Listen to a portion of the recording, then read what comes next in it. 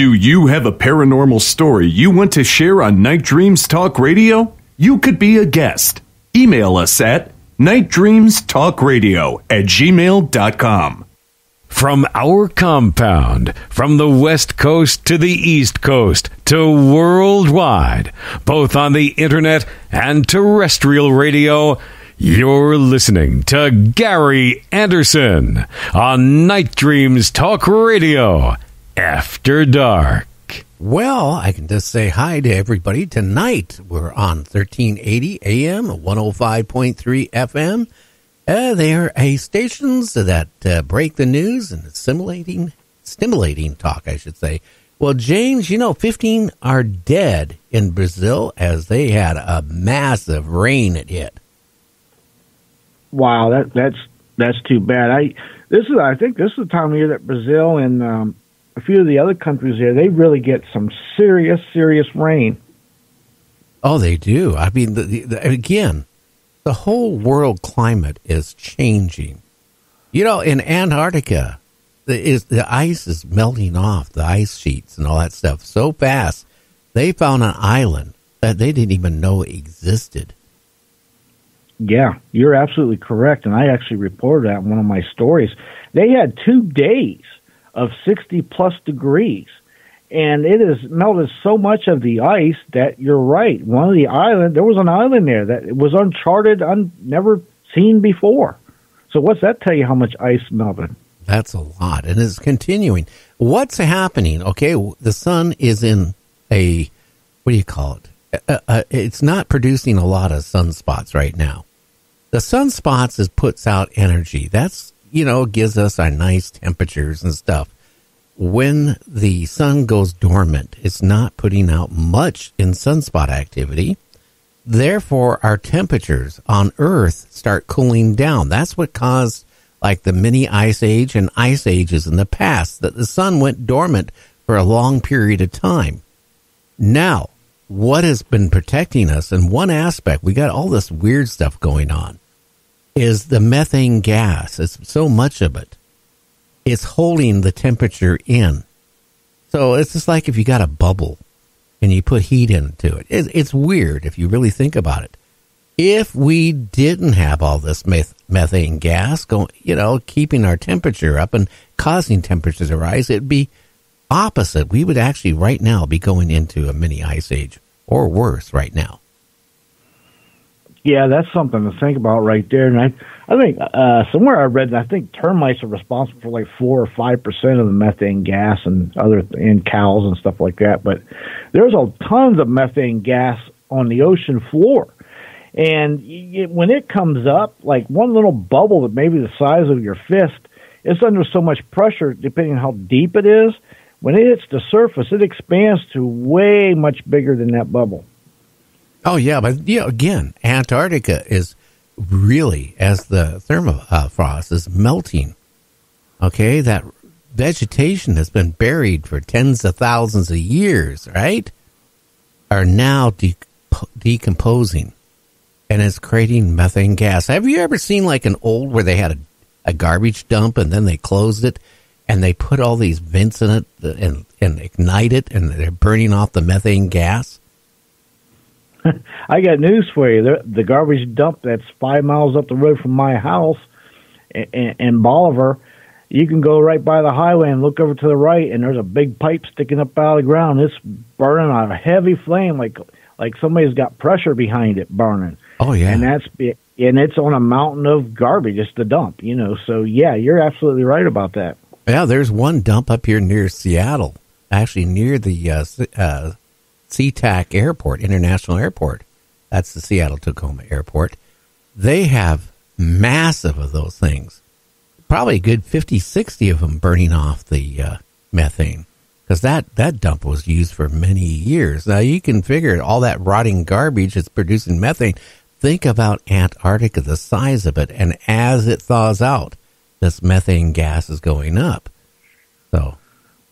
Wow, that's almost what you would call a ticking time bomb in many different ways, biological, pathogen-wise, many different things. It's just waiting to, explode, so to speak. Yeah, but what would we be going through right now, seriously, if we wouldn't had all this methane gas, could we be in a mini ice age right now? We probably could have been. You know, you got to think about that. So, it's, you're damned if you do, damned if you don't. But we're in that situation right now. It's buying us time for our civilization.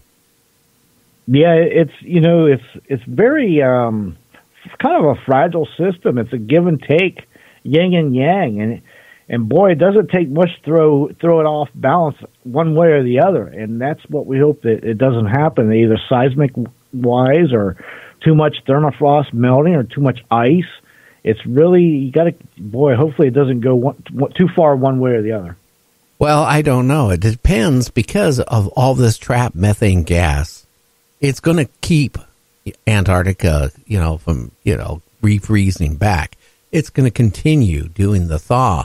The sea level is going to rise. Cities are going to be in trouble. New York in the next 20 years, hey, buy a boat if you want to go to Wall Street. I mean, we got all these things going on. Florida, forget about it. You won't have to worry about alligators. It'll all be underwater. And a lot of people are in denial about this. But, like I said, some of the cities in California and the local government and the state government is planning what are they going to do in the near future when the sea level rises, because it's going to cause economical hardship. It's scary. And I will say one thing that is going on right now about this virus in China. They have had now the cleanest air they have had in decades. Oh, wow. That's amazing. Well, why? Why? The factories, people are not going to work. Oh, yeah. You know what? You're right. I read they got almost like 1 billion people on a lockdown almost because of this thing going on. They built 2 new hospitals, and one of them's got 2,600 beds. But again, we don't know how accurate the reports are. We only know what they tell us. But there's a lot going on there, and hopefully it gets under control. Yeah, well, NASA has a thing. It's called the New Vision of Earth model. It captures detail of climate dynamics. And when you look at this, it doesn't look like the globe you see when you were in high school or grade school. Sitting on the teacher's desk, the globe. It's scary. Right. It's really scary. Yeah, I haven't seen that yet. I'm going to check that out. And I know that I looked at a time-lapse map that covered over a span, I think, 10 or 15 years of Antarctica. And it was amazing how much snow or ice have actually retreated and melted. And again, if it's melted, that means the sun's got direct sunlight to the surface of the ground. And that's going to melt the permafrost, and out comes these things that you're speaking of. Well, yeah, again, because we're going to go back into the methane. It's trapping the temperature on the Earth, okay? It's keeping the Earth warmer than normal. Now, I'm not saying that we're not going to have different, because it can affect the whole world different in different locations. But it is keeping us from going into, right now, the way the sunspot activity is, the sun's hibernating right now. Very little sunspot activity. You see, when that happens, we have a shorter summer. We have a more severe winter. The temperatures drop drastically. But you have all this methane gas is trapping all this stuff in here, so it's keeping our temperatures up, in some cases higher than it's supposed to be. Again, like you mentioned, twice in Antarctica, in the upper 60s. Alaska hit 90-some degrees in an area that never hit more than 40 degrees. Boy, that is a big increase in temperature right there. That is. That's a shock to the system that's not used to something like that, for sure. My goodness. Another thing that a lot of people don't realize, when you have these milder winters, it doesn't kill off a lot of the insects that carry diseases and things too, like mosquitoes and ticks. Yeah. So now this following summer that's coming, the population of the ticks and the mosquitoes that it didn't kill off of those larvae, they're going to survive, and now you're going to have twice as many, and maybe not twice as many, but a lot more ticks and mosquitoes than usual, and with that, the odds of getting the diseases spreading more goes way up. Oh yeah, it's going to be a real weird spring and summer, whenever it starts. I always joke around to people, hey, let me know if it snows in your area in June. Anyway, Australian summers are growing much longer because of the climate change, according to a study by the Australian government. Well, you know what? I don't doubt that. You know, another thing they just had that really's got to affect it somewhere or another was all them fires. I mean, that's really got to mess something up somewhere in the environment. Yeah, I'm also reading here, too, Moscow. The temperature in Moscow is right now like 30 to 40 degrees warmer than it normally should be. Is that telling you something's going on? Yeah, that's huge right there. You know, you mix all that in, and again, some of these currents, too, are getting slowed up. You mix in the magnetic field, it's getting messed up, the true north, true south, or true north. All that going on, that's throwing a real monkey wrench into the whole, the greater picture of things, of the Earth and what it does. It does. Well, you know, a study shows rapid sea level rise along the Atlantic coast of North America kind of resembles what happened in the 18th century. But according to the study, this one is going to be quite a bit more of an impact than even the one that happened in the 18th century. Wow. That would be, that'll be dramatic, to say the least. Wow. I don't know. Everybody says there's going to be a shortage of water in Australia, a shortage of water in our own country. Well, if that's the case, now that's where people will panic. And that can cause that will cause a lot of trouble if there's ever a shortage of water across the whole country or even worldwide. That's when things will hit the fan. Well, yeah. Well, you know, for years in California, especially Southern California, they've been on a drought. And most people, like when I went up there and saw my daughter and her husband in Hemet, California, which is not that far from San Diego, the first thing I noticed is that nobody has grass on their property. You know, it's either dirt or gravel. And when I asked my daughter and her husband, I said, how come you don't have any grass? And they said, we can't because you'll be fined for using water. So they're on a restricted water.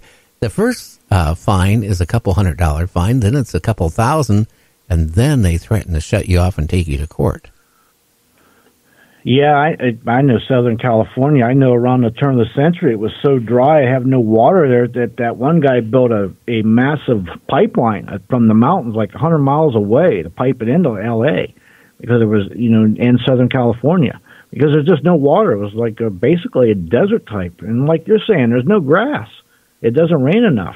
No, it doesn't. And you look out, I looked at her backyard, and, you know, here was a lemon tree and all this dirt. There's no grass. But, yeah, I don't know. And the temperature was like around 100 degrees, 105 when I was there. It was too hot and muggy. I wouldn't want to live there. Oh, that's miserable. I wonder if they're allowed to even fill their pool to cool off, because if you can't water your grass, that's a lot of water. Again, you're limited so much water. I mean, you know, they actually have what they call the water police. If you do have any little shrubs and a little bit of grass, either the neighbors will rat you out or they'll catch you, you know, when you're doing the watering. It's a no-no. People, you know, even with their cars, they wash their cars like once a week or whatever, because they